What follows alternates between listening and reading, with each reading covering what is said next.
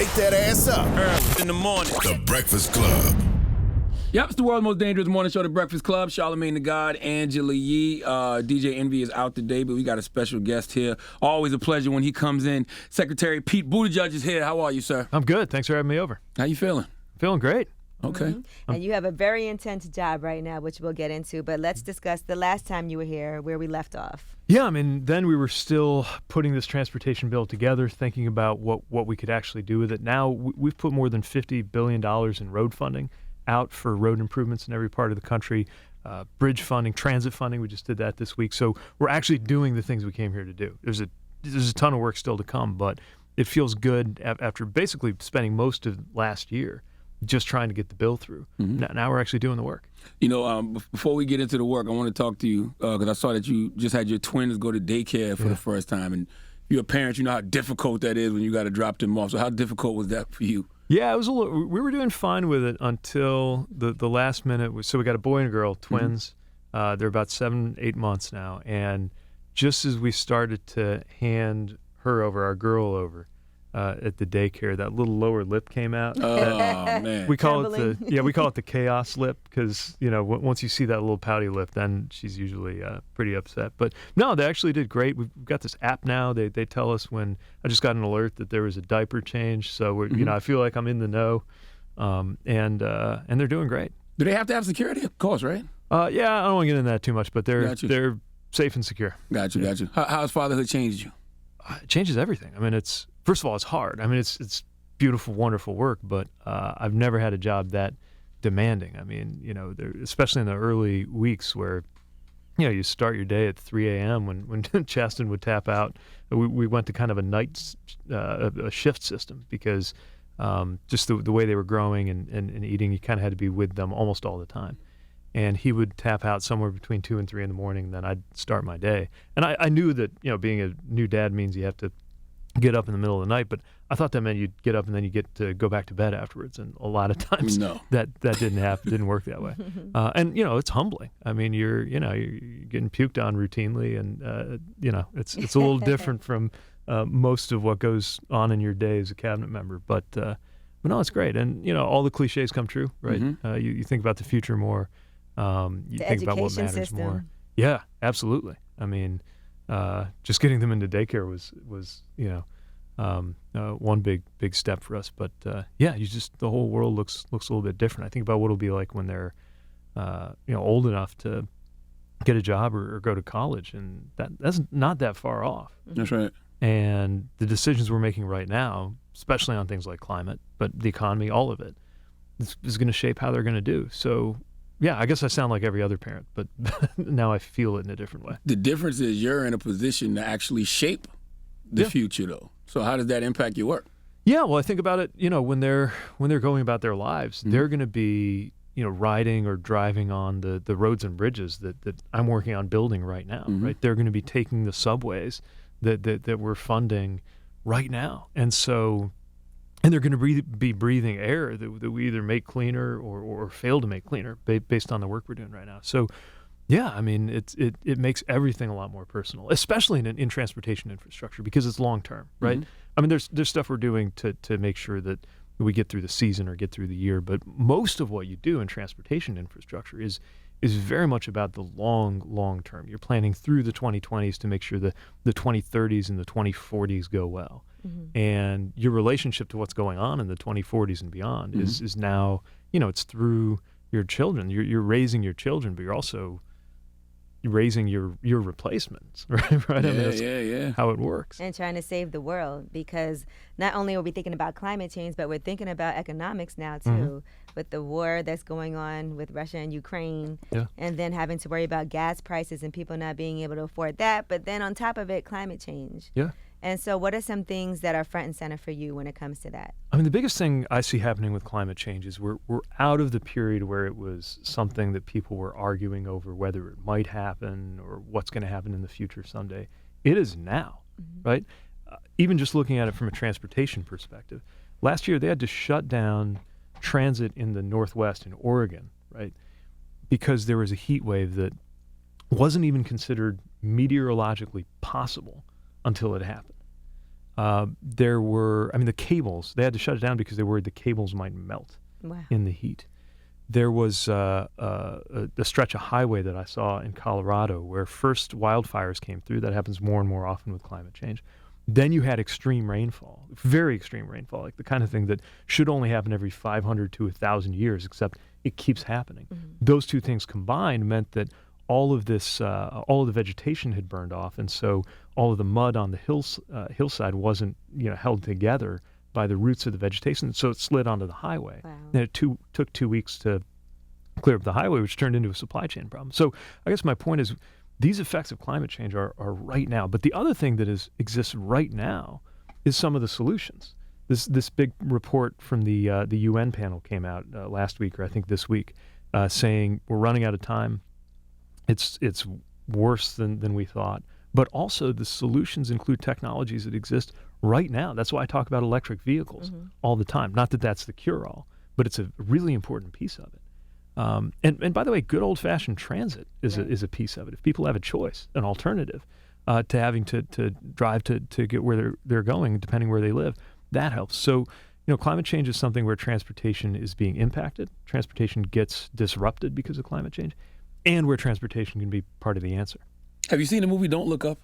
Yeah, I did. Do you feel like that, like they say it's satire, but it's really not to me? Like, do you feel like that when it comes to discussing things like climate change? Yeah, sometimes. And when you get into these conversations on the Hill or with folks who just don't want to, they just don't want to go there. Look, it makes sense to discuss all of the problems that we're still trying to solve. For example, the electric vehicles, right? They're not affordable enough. It takes a lot of work to get the raw materials and the minerals that go into them. We got to build up the charging infrastructure and be ready for that. Those are real issues. But it's one thing to say, these are some real issues we got to work on, which is what we're saying. It's another to raise those issues as an excuse to just keep doing the exact same thing the exact same way for as long as we can get away with it, right?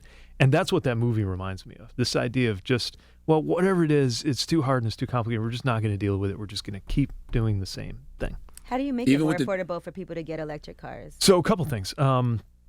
One is we proposed tax credits. It would actually literally just bring down the sticker price. So think about like these electric pickup trucks, for example. There are a lot of Super Bowl ads about these. They start about $40,000.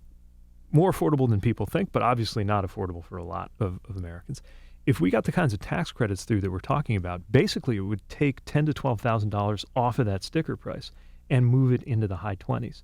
When you get to that level, even if your car payment is higher than a regular gas car would have been, you'll come out ahead every month because you'll have less of a gas bill. You still have to pay to fill up with electricity, but you pay less than you would have with gas. And so that is something that we could do right now if Congress acted to pass those tax credits to bring the prices down. The other thing is just the more they get, it's like anything, the more they get produced, the less expensive. Yeah, the more efficient they are to produce, and you see the prices come down. So, I just met with a bunch of auto CEOs yesterday. They're all moving in this direction already. It's going to happen. The question is, will it happen fast enough? Will it happen in America, made in America by American workers, most of all? And will it happen in a way that's affordable, that can reach everybody? Another issue in terms of access is being able to charge them, right? So if you're in a rural or suburban area, you're in a single-family home, no problem. I mean, you can just plug it in your garage, even in a regular wall plug. It's not the most efficient, but it'll work. But if you're in a multifamily building, if you're in New York City, if you're in most urban areas, we need to plan to make sure that chargers are available. So we're putting out $5 billion for the states to work with. They're going to come in. They need to bring their plans to us over the summer, and then we'll approve them, and that'll set up kind of a highway network of chargers. And then we have another $2.5 billion for community charging to try to buy down the cost of setting up chargers at the workplace, at the apartment building, where, they're starting to go in now because, you can often have a profitable business running electric chargers, but it's not quite penciling out yet. We can do something about that, and that's one of the things in law, and that's one of the things we're funding. I want to go back to what you were saying about the movie Don't Look Up. It's hard to get people to move, right? Even with the threat of imminent danger, it's hard to get people to react. It is. I mean, that's the crazy thing about it, right? I think because unlike the plot of Don't Look Up, where it's something that's going to happen to us on a specific date, this is one of those slow rolling things. But it's not so slow. And again, it's not something we're arguing about whether it's going to happen. It's already happening. So why aren't people more focused on it? Partly, I think, because we always are more aware of holding on to what we've got than preparing for something that we can't quite see and feel. Partly because people think it's really going to set them back. So one great thing about the electric vehicles is when people drive them, they realize they're as good or better than the gas vehicles. It takes away that fear of the unknown, but it still seems like something unknown. And of course, part of it also is that, some people feel that climate change will happen to somebody, but they're going to be just fine. It's selfish, too, because you're not also thinking about the next generation. Yeah. You might think, while we're alive, it'll be fine. Right. Who cares what happens when Right. I'm not here? And that's another one of those things where I'm holding my, my little twins in my arms. This is completely going to shape their lives. But also, again, this is not some far off distant thing, right? I mean, we're talking about what's going to happen within this decade, including the impacts. And as so often happens with these issues, a lot of the most vulnerable people, the people who are now the most economically vulnerable, are those who stand to lose the most. And they're not necessarily the ones making the decisions. Well, how come, I think about that and I hear that and I receive it and understand it, but the midterms of this year, next couple of years will be the presidential election year. It feels like the death of democracy is right there.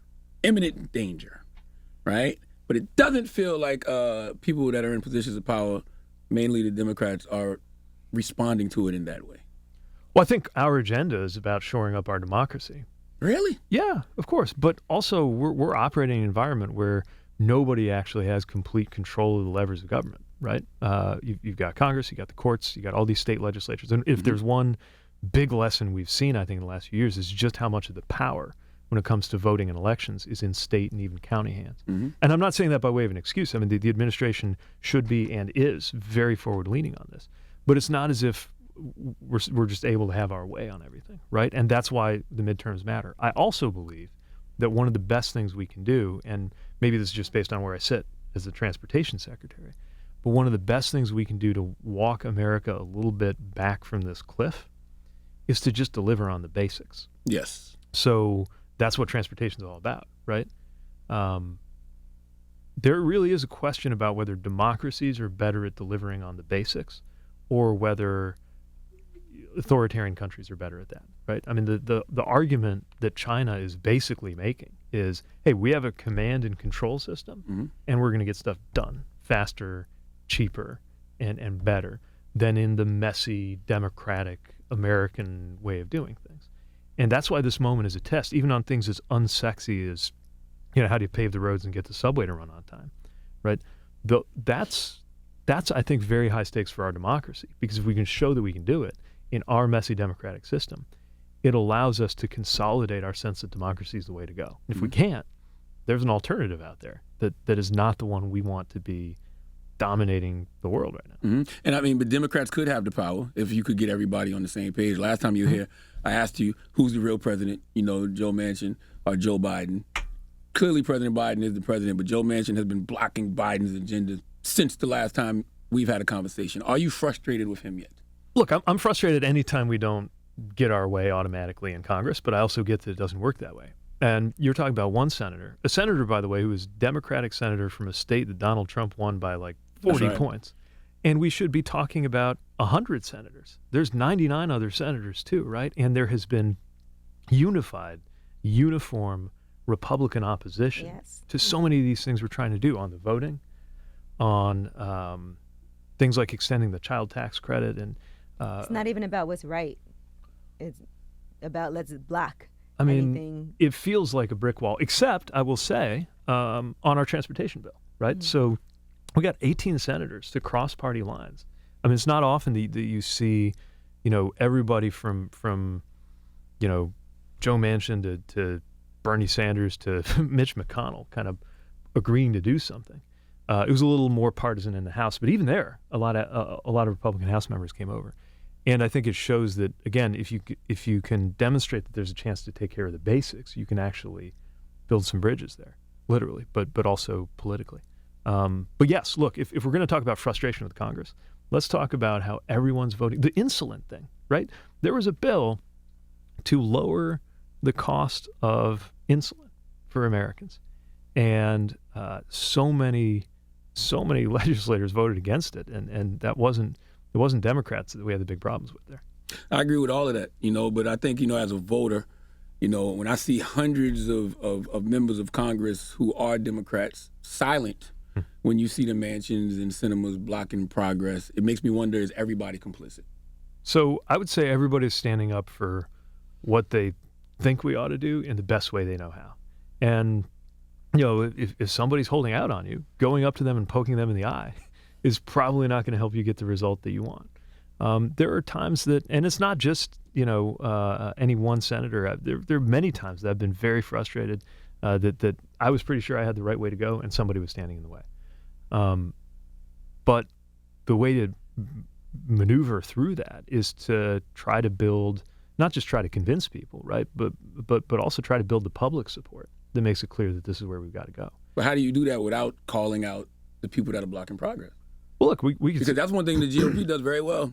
Trump would have had a million nicknames for mansion and cinema already. Yeah, but I mean, that didn't necessarily get him his way either, right? It got attention, sure. I mean, it got us all talking about him. But did it really help move an agenda? I would say, I mean, you look at what they set out to do, what they said they were going to do. They really did have control of all the levers of power, and they couldn't get rid of Obamacare, for example. We were just with President Obama and President Biden this week celebrating the ACA. And the reason they couldn't get rid of it, I think, is that it had made such a concrete difference, positive difference in American lives, that America basically wouldn't let them. And, we can vent all we want about this or that member of Congress is not going along with the thing I want to do, but in the end, they're passing the laws. And so we got to either work with them or we got to use the tools that we have, including executive authority, and the president's taken a lot of steps with the authority he has, right, to try to solve the problem while we're getting the other pieces done. But none of this matters if we can't deliver. That's why when I'm getting up in the morning, the main thing I'm thinking about is how do we make sure we take all this money, it's $1.2 trillion, about half of that is transportation, and actually deliver $1.2 trillion worth of value so people believe in what we're trying to do through this administration, have some level of trust in government to address problems. If we can't deliver that, then it'll just keep spiraling down. And while we're talking about deliveries, I know one of the main issues is also the trucking industry. Yes. Right, and making sure that, first of all, with the gas prices being so high, truck drivers not being respected the way that they should be, a lot of people leaving the industry, supply shortages. What are some plans to make sure that we can move forward in the trucking industry to make sure that we can handle this supply shortage, but they're also wanting to do the work and getting compensated properly for it? Yeah, this is a huge issue. I mean, we're talking about supply chain problems, and we're not treating truckers well, which is one of the key parts of the supply chain. Everything we're sitting around us right now, right? This bottle of water, the candle on the table, the clothes we're wearing, just about all of it was in at least one truck between getting where it started and getting to where it is now. And we are losing a lot of truck drivers because of issues like compensation and conditions. Really basic things, the availability of parking, the availability of bathrooms. How many people would stay in an office job if you didn't have guaranteed access to a bathroom when you needed it? And some of this we can deal with, again, with the infrastructure funding that we've got. I've asked our team to come up with a list of ways that states could use this to add truck parking. The other reason truck parking is really important is it's actually one of the things we need to fix to help more women get into the career. And the reason is women in trucking, and there's more and more women in trucking, but if they don't have a safe place to park, then that's going to be a real issue for just getting through a night on the road, right? That's true for any driver, but a lot of the women drivers I've talked to have pointed to that as a major safety issue, as well as a convenience issue. The way they get paid. Truck drivers are not paid by the hour, usually. They're paid by the load or by the mile. And what that means is, if you're driving, fine, the more distance you cover, the more you get compensated. But if you're just waiting, if you're at a warehouse and they're not ready for you, and an hour goes by, and a second hour goes by, just and a third hour goes by, they are wasting your time and your money, right? You're probably still, even if you're an owner-operator, you might be paying a lease on that truck, and that truck is not producing value for you. And it turns out nobody pays for wasting a trucker's time except the trucker. That's true at warehouses. It's true at ports. It's the same thing in a lot of our ports. They wait way too long just to be able to get in and get a container. And we've got to look at that compensation model. Some truckers are doing great. Some of them are making six figures, especially some of these unionized truckers that are very senior. but a lot of them are lucky to be getting into the 40s, 30s and 40s after spending money to go through the school to be able to get a CDL. We've got to do a better job if we're going to get more truckers into the field. We're also trying to recruit more veterans, recruit more young people, but definitely getting more women. I mean, look, whether we're talking about construction, whether we're talking about trucking, there's going to be so much work we need to get done for our economy, our supply chains, our transportation. If we leave any talent on the table, if we leave out any people who could be workers by not recruiting them or not supporting them in the job, then we're not going to make it. And it's the cost of gas too, right? Yeah, I mean that hurts. Obviously, that hurts a lot if you're a trucker. It hurts everybody, right? What costs more, gas or diapers? That's a good question. Well, it depends. I mean, right now, it depends on your kid too. I mean, when our kid was first born, literally about 15 diapers per kid per day. Damn. Yeah, it was. It got better. We're down to, far less. But yeah, at least the price of diapers is more stable. But that's a supply chain thing too. Diapers. There's no such thing. Yeah, you do cloth diapers. I can't do it. I can't do it. It's probably the right thing to do. I just can't. I gotta worry about my own drawers. Now, when you say you're doing everything you can to support truckers, right? I saw you say that somewhere. What does that mean exactly? So it means things like looking at the compensation and seeing if we can use the tools or authorities we have to make sure they're paid better, or to make sure that there's more of a cost to wasting their time. That's one. Making sure we actually build out more places for them to safely park. That's one. Making sure that same as there's predatory lending on the consumer side, there's some leasing arrangements where you think you're getting a good arrangement to own your own truck, and some of those are not above board. So we got to make sure those get investigated. We also just got to, frankly, show some more respect to this profession that is so important. These are specific, concrete things that would make a big difference. And then we got to hire more people in.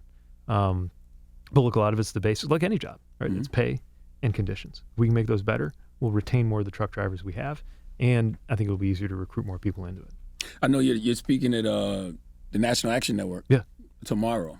What topics do you think you'll be focusing on? So I think it's a good time to talk about access and opportunity. We're going to create a lot of construction jobs. We're going to create a lot of engineering architecture jobs. We're going to create, everything from installing electric chargers to getting these bridges built, fixing the pipes in the effort to remove lead pipes.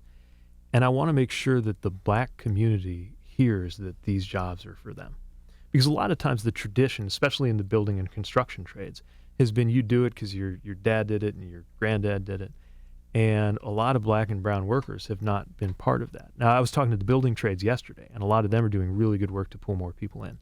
But again, it's this issue of leaving talent on the table. Not only is it the right thing to do from an equity and justice perspective, but we also literally will not manage as a country to build everything we got to build unless we're pulling in all of that talent. So that's one of the things I want to talk about. Another thing I want to talk about is what we're actually doing to make sure that these transportation dollars make black communities better off. In big cities, a lot of times that has to do with transit, right? Subways, making sure that there's more bus routes, they're more frequent and reliable. But also in smaller communities where, in order to get to that job, in order to get to that work site, a lot of people lack transportation. We can do something to help with that, and we're working on that.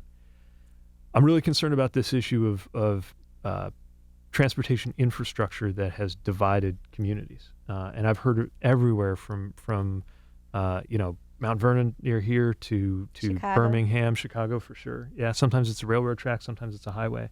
There's examples in Detroit, St. Paul. It's not just a southern thing, north, south, everywhere. We talked about this a little bit last time I was here. So now we have $1 billion to use directly on some example projects that we can use to connect places that were divided. And I think that we can apply that mentality of connecting what was divided across the whole bill. So you mean something like a high-speed railroad to where somebody in South Carolina could work in Georgia or some, It could be. I'm thinking about, one example is Syracuse is another place. You got I-81, and the way they built it just shoot up a black community. Atlanta. So some of these places, you could actually move the highway underground, cap it, and you create a whole new piece of land that people can develop and thrive on, or it could be a public park for everybody to take advantage of, but it also reconnects both sides. That's one example. Sometimes it's less dramatic than that. You just build an overpass or an underpass or add a transit route. But the point is to make it easier to get around. And then, also ways to get people to the jobs that are growing. You mentioned the Carolinas, right? There's a lot of job growth there, from electric vehicle supply chain jobs to some of the jobs that are coming out of the research that goes on. A lot of job growth. And the infrastructure has to keep up so that people can actually get connected. And black and brown neighborhoods are often less connected. We can do something about that. I don't bring these things up just to beat ourselves up or make anyone feel guilty. I bring these things up because we have the tools to do something about it. So I think when I'm with the National Action Network having this conversation, it would be a good place to talk about that. It's like the highways dividing people. When people used to say, "Oh, they're from the wrong side of the tracks." Exactly. Think about that, right? That's just an expression now in our language, but it speaks to a very specific thing, which is how the tracks, right? A piece of transportation infrastructure was literally often dividing white from black or dividing rich from poor. If you were on a certain side of it, everybody knew what that meant. Mm-hmm. Yeah, there's a great elder in our community, Dr. Claude Anderson. I put it in front of you before, but he has this idea for this high-speed railroad system. I think could really be dope. But you do realize, Pete, a lot of black people feel like Democrats have kept no promises since they've been in office. Really? Yes. Reverend Isler said that a million times. I'm sure he'll be pressing you about that tomorrow. Look, I get it, because the work is not done.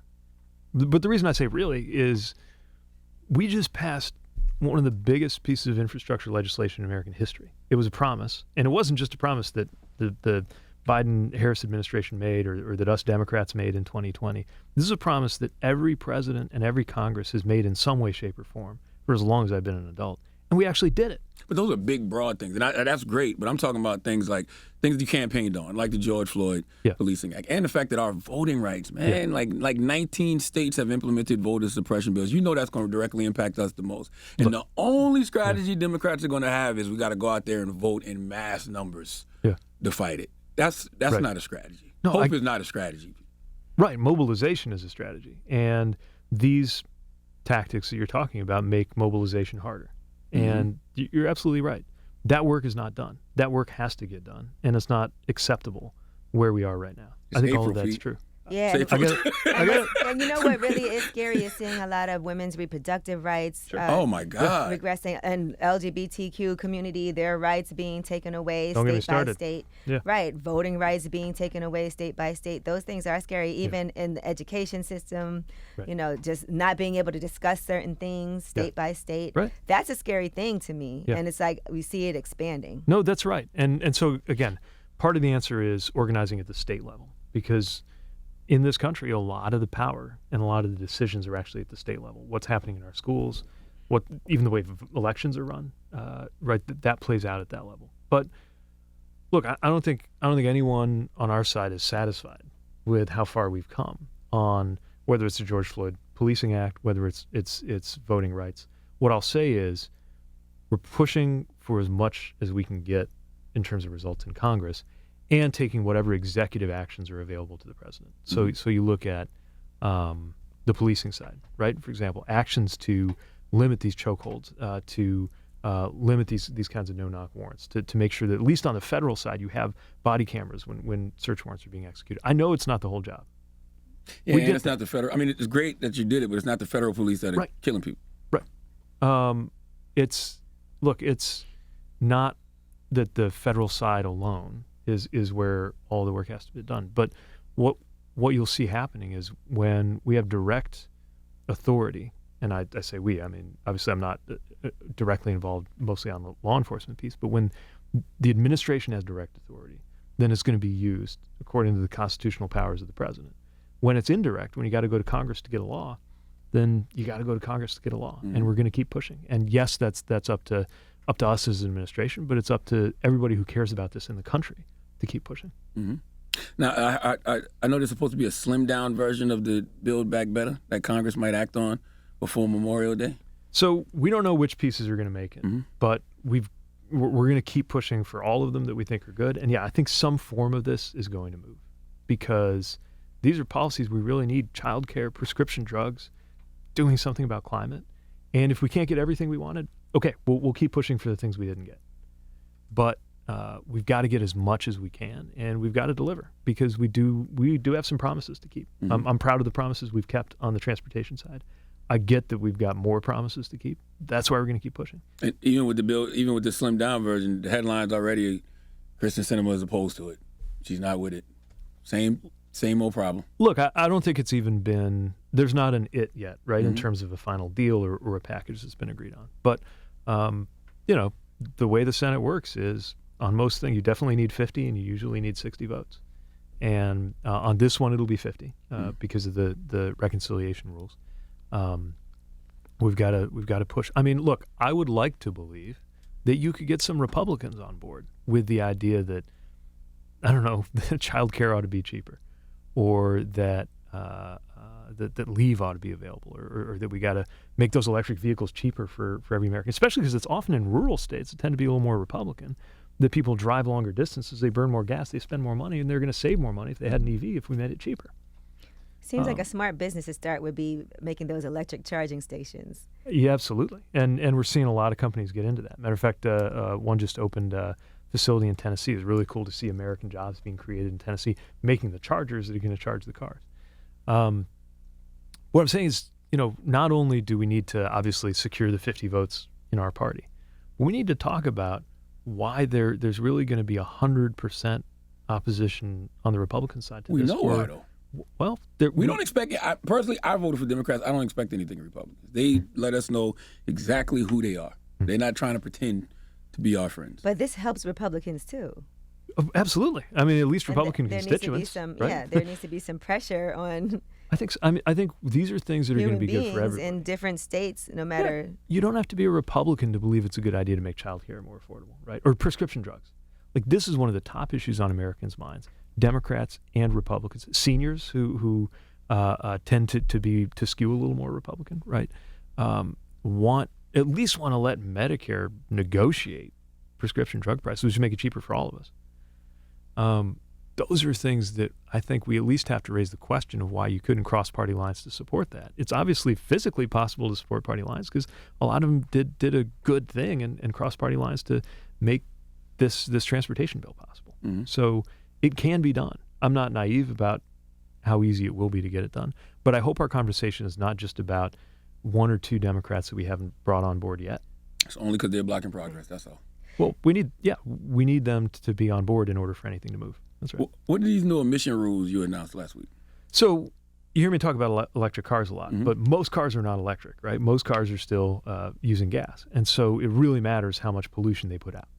What we're doing is we're tightening the standards. This is some form of this policy goes back to the 70s. It started after the oil embargo and these terrible gas shortages that took place through the 70s.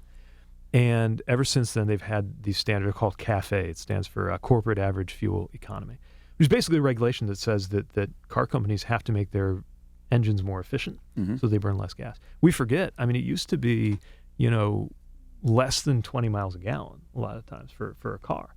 We're going to be able to push that. It's in the 30s now on average. We're going to push it into the 40s. By the model year 2026, average cars should be at 49 miles a gallon. And doing that will save so many Americans so much money. Whatever the price of gas is, obviously the higher it is, the more savings there will be. But that could be the difference compared to today's fuel economy. And 2026 is not that far off. Compared to where we are today, that could be the difference between having to fill up 4 times a month and only having to fill up 3 times a month. Now, how does that impact SUVs and other bigger vehicles? Because it feels like they'd be exempt from this, right? So it's set up as an average, and the way it works kind of varies depending on what class of car you're in. Now, we do see something going on where more Americans are choosing to buy bigger cars, and it's a bit I feel of like a that's all clawback. car companies are making now. It seems like. They're popular, right? Yeah. Now, I think it's worth thinking about what's actually right for your family. I mean, some of the giant vehicles people use to get around the mall may not make the most sense for them. But we want people to have good options. And it's one of the reasons I think it's important to, as we go more in the electric direction, for people to understand that's not just the little zippy car to get you around the city. That's pickup trucks. Mm-hmm. Now let's talk about airline travel for a second. because there's been a lot of discussion about people having to wear masks on the flights, and I've seen that the number of unruly passengers has gone up. Yeah. And I know that you guys are working on that as well. So how long is this mask mandate going to last? And will people be banned? Because I know on Delta, like if you don't have your mask on, you'll get banned permanently from flying. What are your thoughts on that? I know you don't control that, right, but what are your thoughts about it? So I think we ought to look at anything that will make it safer. And by the way, safer for passengers, but also safer for flight attendants. You think about what flight crews have been through since the pandemic began, and we've got to support them. So on the mask piece first, just to answer that question, I don't have an answer yet. That's looked at periodically. The current guidance goes through mid-April, and then it's going to expire. And I don't yet know what the next step will be. That goes through the TSA. But we're looking at it and hoping that we'll be able to make progress there. On the unruly passengers, it's just unacceptable. It's just unacceptable to behave that way. And we're talking about people getting into physical altercations with flight attendants. I don't care whether it's over a mask or for any reason. And I just read a story about a guy masturbating on the plane next to a woman on the flight. It's completely unacceptable. And the FAA has adopted a policy now of kind of stepping up the enforcement here, because people need to know that they're going to be held accountable. Part of it is your airline could ban you from flying forever, as they should. We're looking at some of these other ideas where you'd have maybe an integrated list across the airlines. You got to be careful with that because there's some privacy and civil liberties issues, but I think it's worth a look. But the bottom line is, if you're on an airplane, don't be an asshole, right? Mm-hmm. I mean, also if you're not on an airplane. But if you're on an airplane, then that's also something the FAA is going to have something to say about. And since they've implemented these stepped-up fines, we have seen the rate of unruly passengers go down, but it's still too high.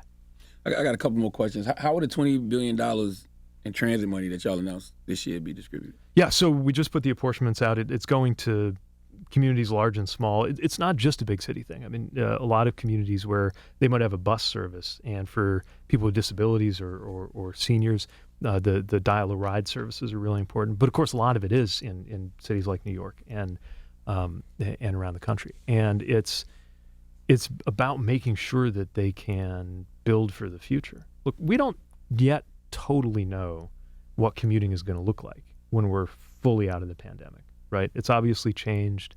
It's shifting back somewhat. People are back in the office more. It's probably never going to be like 2019 again. Mm-hmm. We don't know all of that. But we do know that transit is incredibly important. It's important for, I think whether you have a car or not, you ought to have great transit options.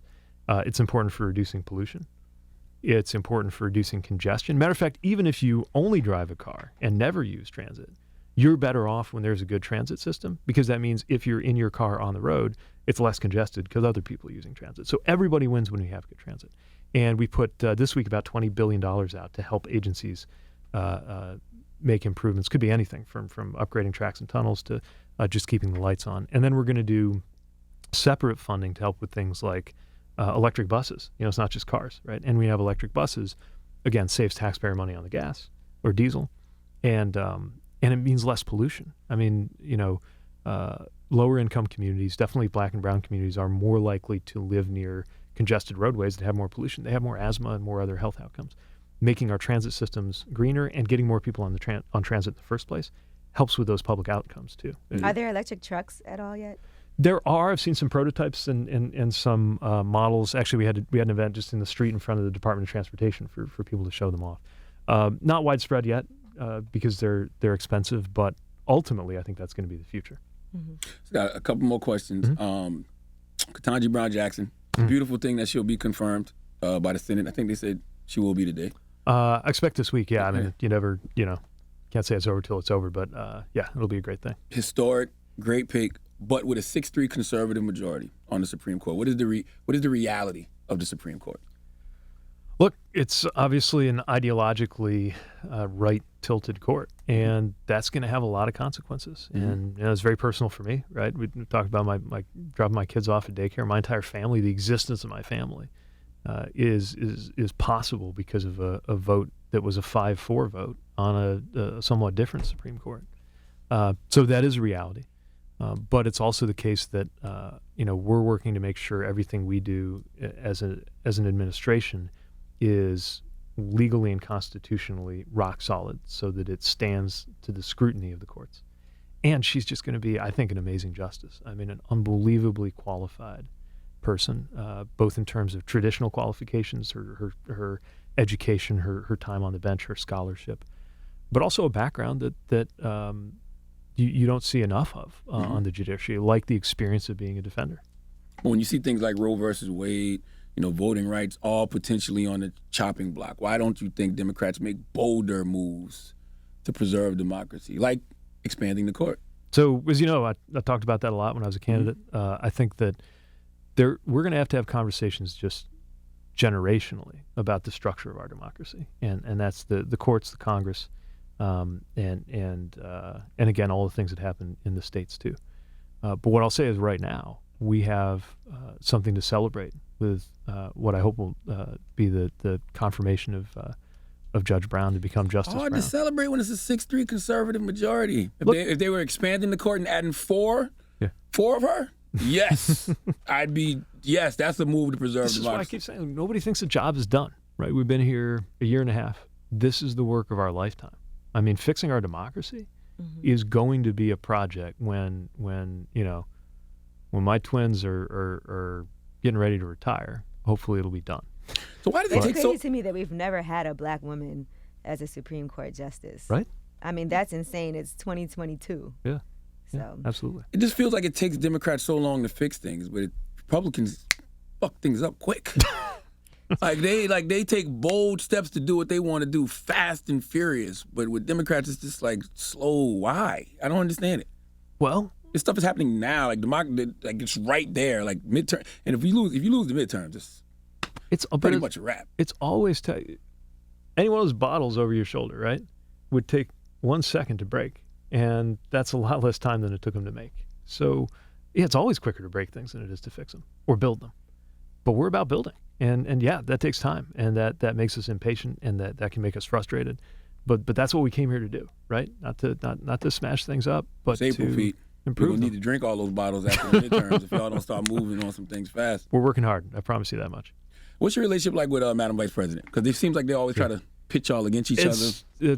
There's always these parlor games in Washington. She's great. We've been on the road together. She, I think, is an extraordinary leader. Again, kind of to your earlier point, extraordinary that we had not before had a woman of color, a woman period, a black woman in that role of VP. But you look at what she has done as a powerful voice for the administration, but also what people don't get to see is inside the administration. So, I was just in a meeting with her and the president earlier this week where, we're talking about how we're going to make sure this infrastructure funding actually turns into the kind of value that we need it to create. And the questions that she's raising, challenging the departments, challenging me alongside the president to make sure that the vision that she and the president have got elected in order to deliver, that vision becomes real, is a force and a really positive force for the country and for this team. Why do you think they pitch y'all against each other? Because 2024 they think for fun. For fun, okay. I mean, the people have to talk about something, right? And this is Washington. Look, there are a lot of things I really have come to appreciate about, especially the city itself of Washington. But one of the frustrating things about the culture of Washington is that it can be very inward looking, right? And folks are looking for the next thing to gossip about or chatter about. But this is a really effective, low drama team that the president and vice president have built, and I'm humbled to be part of it, and I'm proud to be part of it. Do you have future aspirations? I don't know. I know this is going to sound like the political answer, but it's true. I don't know if I'll ever run for office again. Really? Because you don't run for office because you just want to have it. You run for office because you think you meet a need in a particular moment. That's how I've made the decision every time I've decided to run for office and every time I've decided not to. What I know is the whole point of running for office is that if you succeed, you get a chance to govern. And the president has asked me to take on this job with a chance to participate in governing in a really big way. And if I can do a good job at this, that could be the work of a lifetime. And if we don't get this right, nothing else matters. So I've got more than enough work on my plate to take all of my energy and all of my imagination, and I'm really glad to be here. All right. How much does being a dad affect those decisions too? Well, you definitely look at everything differently, right? I mean, I used to not mind being on the road all the time. I used to not mind, staying at the office till way past too late. And now you think about those things, right? So I got to try to get back for I'm in charge of bath time most days, so I got to get back by, and the kids don't care that we got an extra meeting added to the calendar to deal with the committee report or something, right? It's bath time, right? So I can go back and go back to work afterwards. You want to be present though. You want to make sure you carve out that time. Yeah, partly because it's important to me, partly because we just literally need to do it, right? I mean, it's Chasten and me and we owe it to each other kids got to bathe, kids got to eat. You don't have a nanny? Those diapers got to get changed. So we just started them in daycare, so that's their day care. And like everybody, I mean, we've turned to friends. That's saying it takes a village. That's definitely been our experience. And you want to be there. Jesus Christ, get your money up, man. Get a nanny. Jesus. Gas is high. Gas is high. So are diapers. Secretary Pete Buttigieg, thank you for coming always, man. Really do appreciate you taking the time, to come to the Breakfast Club when you're in New York City. Always a pleasure. Thanks for having me. Absolutely. It's the Breakfast Club, Secretary Pete.